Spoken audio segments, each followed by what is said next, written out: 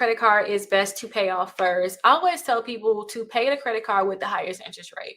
Now, if you guys have major debt, maybe you want to look into Dave Ramsey's system, because he do something called the debt snowball, where you guys will pay off your smallest debt, and as you pay off your smallest debt, as soon as that's paid off, you're going to take whatever you're paying towards your smallest debt, and you're going to add that to your next smallest debt, and then you're going to keep doing that same thing. When you pay that one off, all the money you was taking for your first one and your second debt that you were paying off, both of those, you'll put all that into the third, and so on until you're going to use all the money you were technically paying to pay off your last debt, and then you're going to be completely out of debt.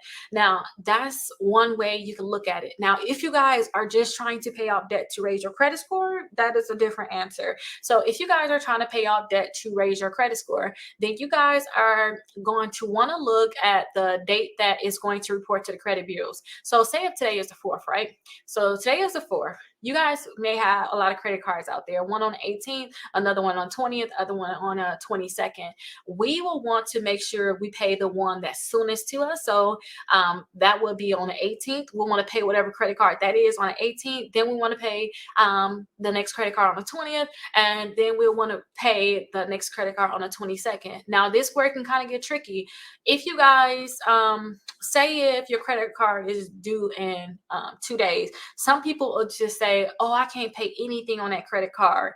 What I try to tell people to do, and it's not always good to do it, you guys, but what I tell people to do is take all of your money that you have and pay off that credit card, the money that you're going to use on your regular bills anyway. So say if you was going to pay your phone bill anyway, and since you ain't want to use your credit card, you were going to use your debit card, then after you take that money, take whatever you was going to use on that credit card, put that on your phone bill, put that into your credit card, pay your credit card with that.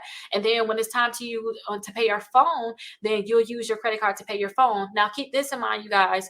You only want to do this because it's going to depend on your statement day. Now, say if it's the 4th right now, right? Let's say it's the 4th. If you guys got a credit card that's due on the 6th, and it's usually if it's due on the 6th, we can kind of think around the 9th or the 10th is the statement date, and that's when your statement balance is going to come out. So if you guys have a credit card that's due on the 6th, then you want to make sure that you do not have to use that credit card until the statement day, like the day that the statement is coming out. Because if you use your credit card earlier, then they want to report the extra amount into your balance, and it kind of didn't help anything.